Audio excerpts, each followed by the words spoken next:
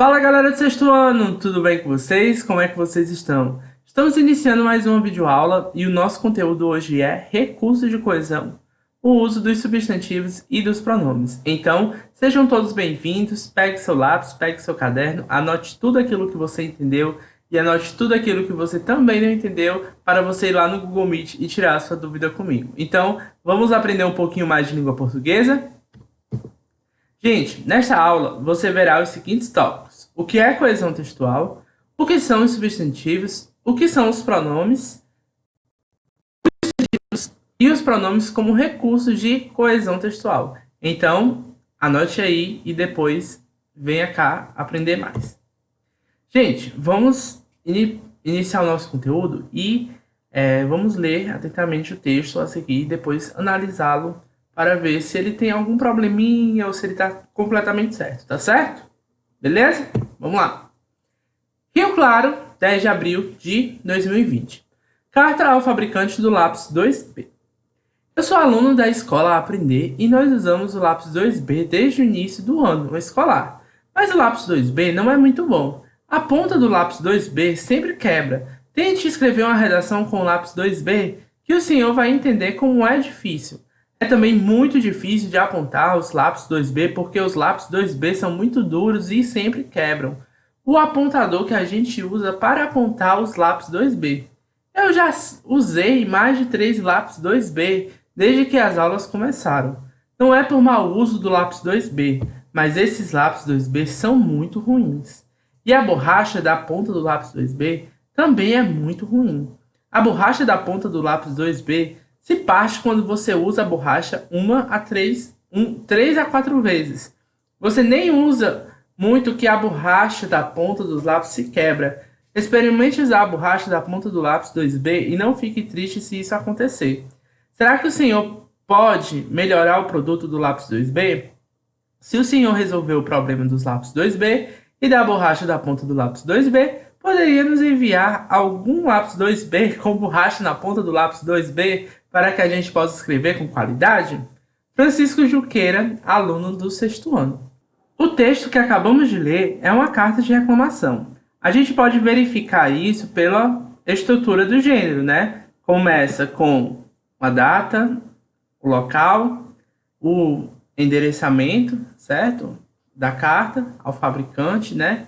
E também vem todo o conteúdo da carta, apresentando qual é o problema, o porquê e o motivo que, de fato, o produto, que no caso é o lápis 2B, tem problema e, por fim, apresenta uma solução, tá certo? E tem ali a despedida dele, despedida não, assinatura.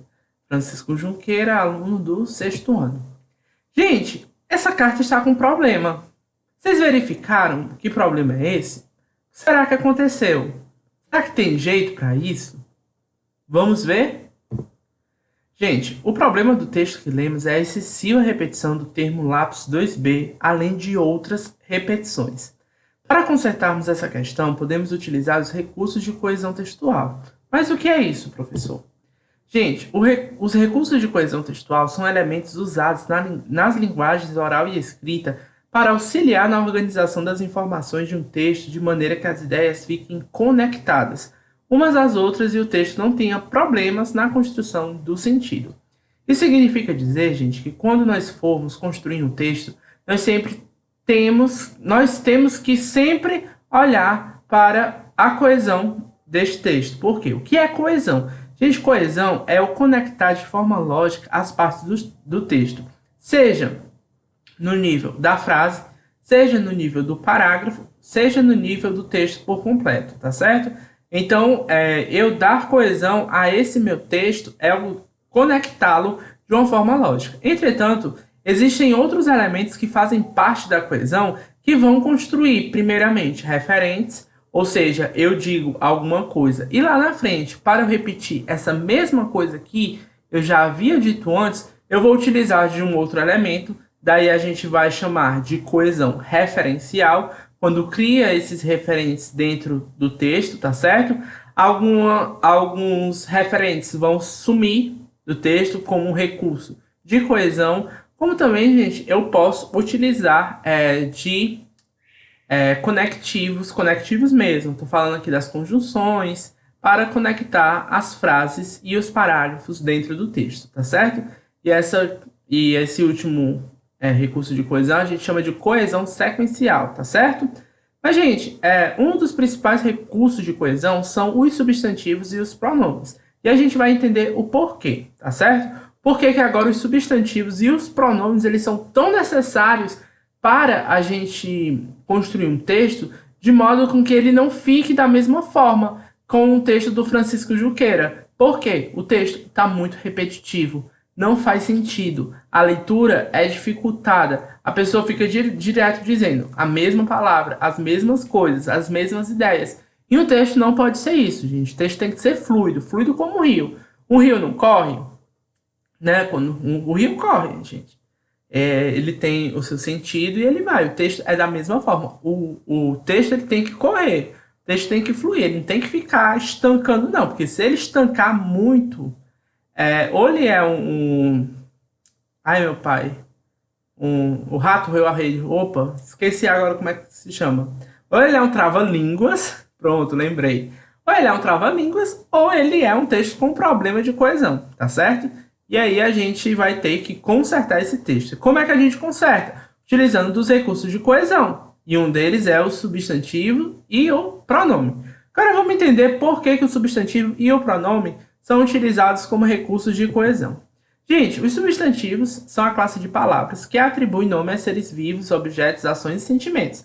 Então, gente, tudo aquilo que a gente nomeou no mundo, seja esse objeto vivo, morto, concreto, abstrato, a gente vai dar um nome a ele e esse nome é um substantivo. Então, para esse objeto que a gente escreve, tem uma borrachazinha em cima, pode ser apagado com a borracha, a gente atribui o nome de lápis. Então, lápis é um substantivo. Ou também, essa pessoa, certo? Esse ser vivo que vai para a escola, em período escolar, e ele passa a estudar, ele é um aluno, como também a instituição que educa e ensina as pessoas é a escola, certo? Então, tudo no mundo a gente deu nome.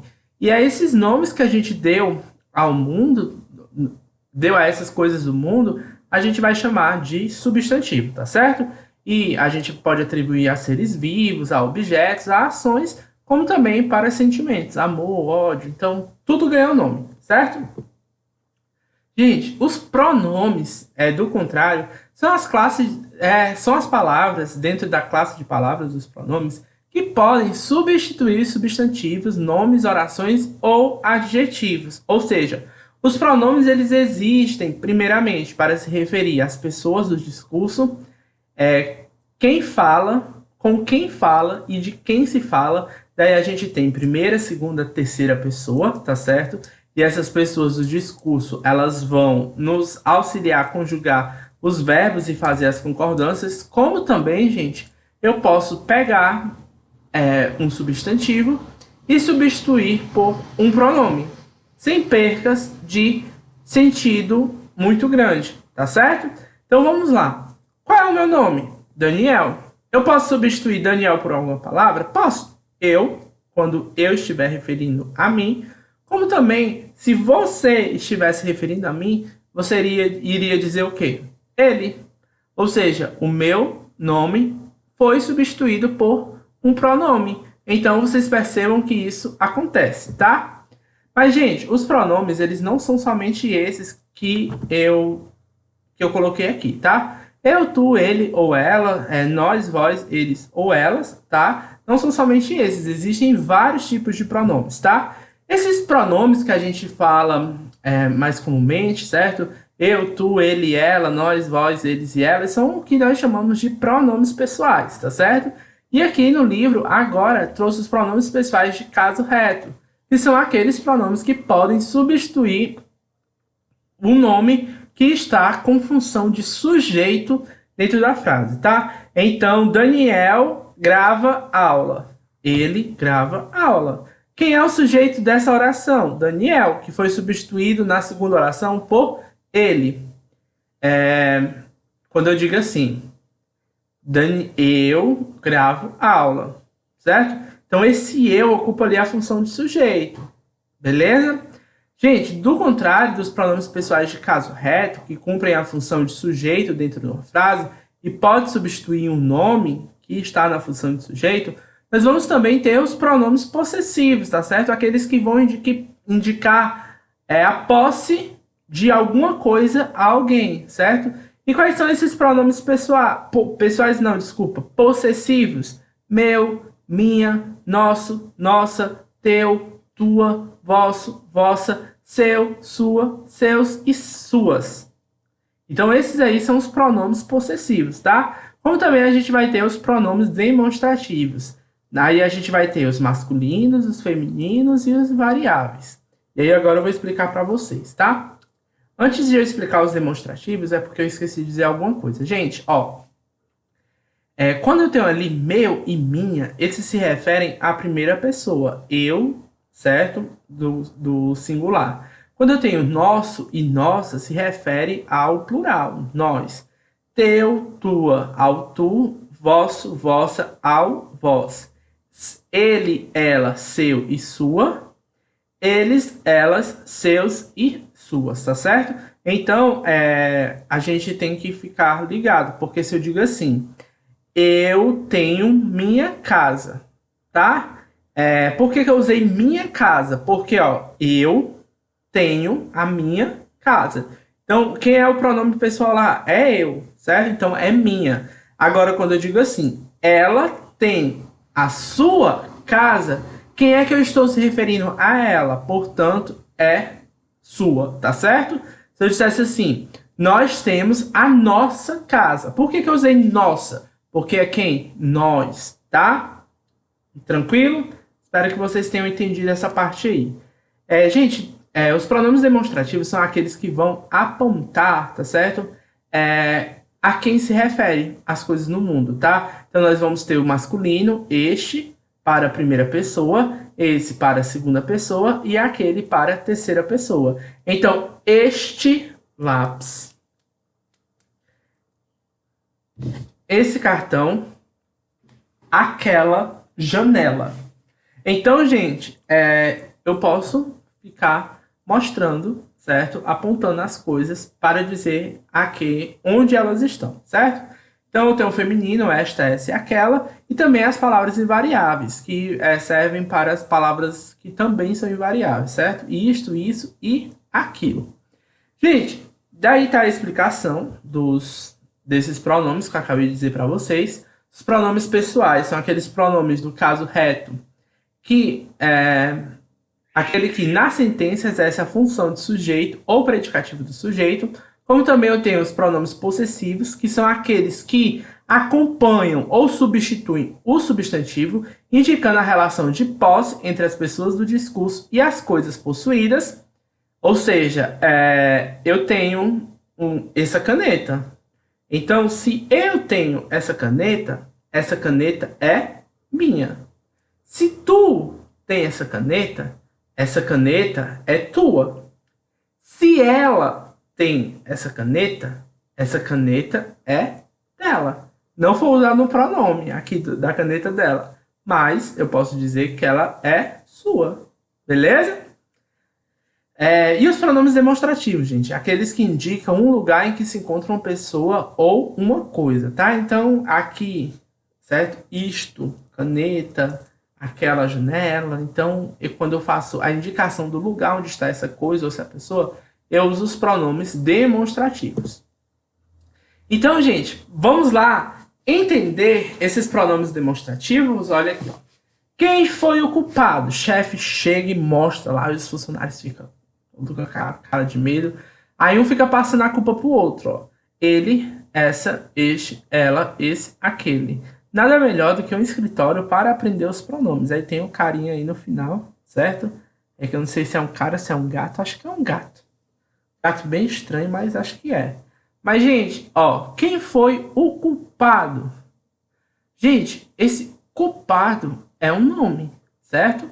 Ele é um adjetivo. Ou, não, na verdade aqui ele não é adjetivo, gente. Ele é um substantivo. Daí, como eu havia falado para vocês, que os pronomes, eles podem substituir o substantivo. Olha lá, ó. Ele substitui, ó, por o culpado. Ó, aí passou para essa, que passou para este, que passou para ela, que passou para esse, que passou para aquele. Daniel, existe a diferença entre esta e essa, este e isto? Existe, gente. É o seguinte, a questão de proximidade. Quando eu digo essa, tá? Eu digo essa caneta, é porque essa caneta está próxima a mim. Agora, se a caneta estivesse lá na janela, eu ia dizer o quê? Esta caneta, tá? Então, essa questão de proximidade. Esse ou aquele é a mesma coisa, certo? Esse porque está pertinho, aquele porque está longe, tá certo? Então, vocês percebam agora que o que mais me interessa é o culpado ser o substantivo, tá certo? Culpado, substantivo, que pode ser substituído. Quem foi ele? Ó, quem foi essa? Quem foi este? Quem foi ela? Quem foi esse? Quem foi aquele?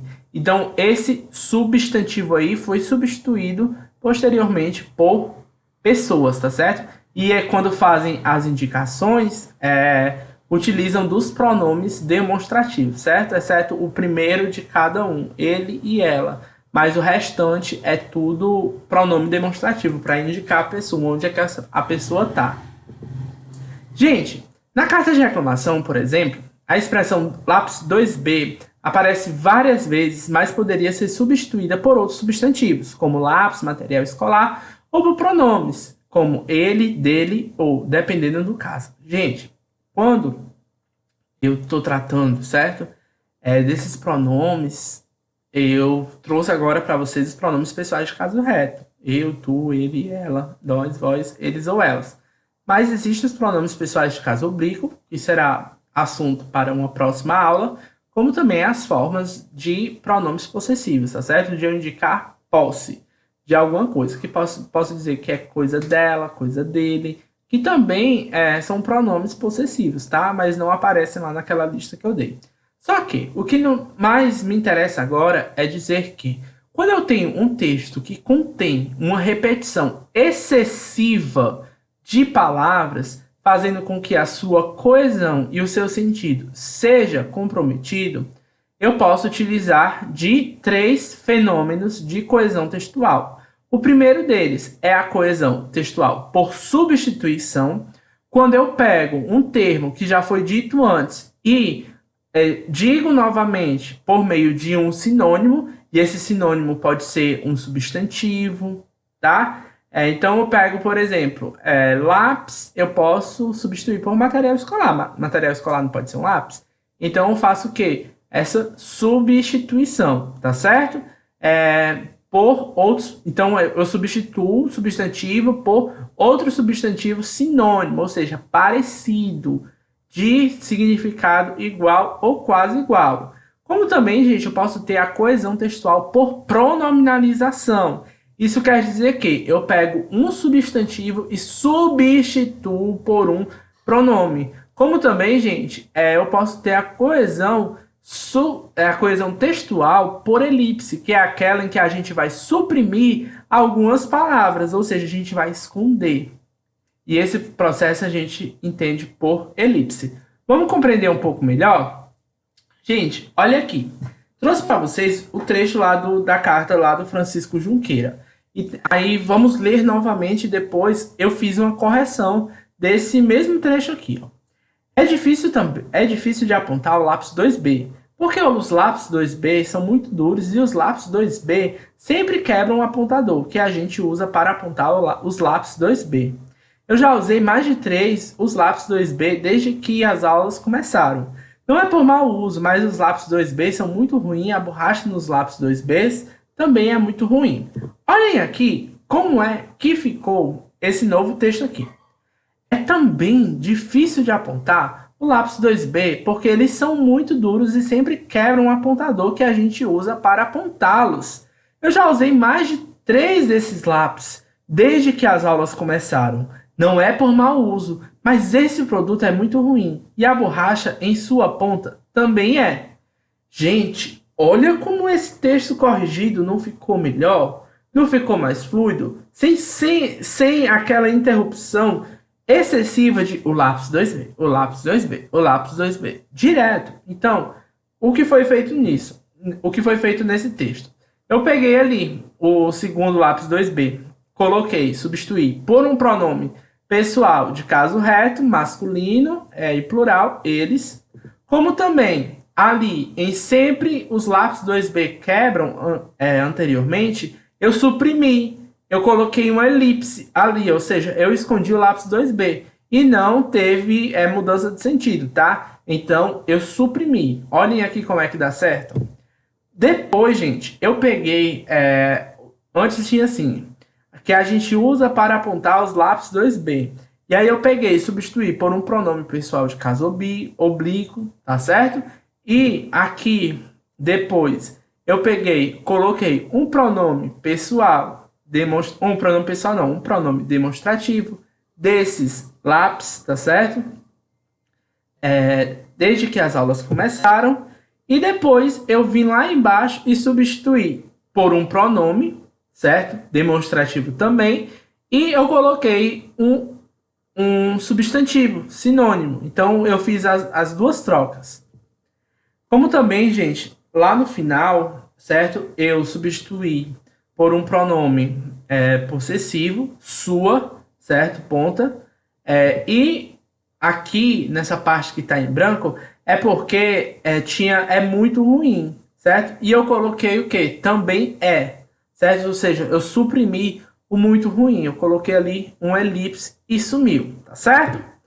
Gente, como poderia ser resolvido o problema abaixo? Eles foram até o parque no final de semana. Depois eles foram até o cinema e assistiram algo interessante. Depois eles foram fazer compras nas lojas do shopping. Depois eles foram comer algum lanche na praça de alimentação. Depois eles foram para casa e jogaram videogame. Depois eles foram dormir. Como é que eu resolvo esse problema aí? Me digam aí.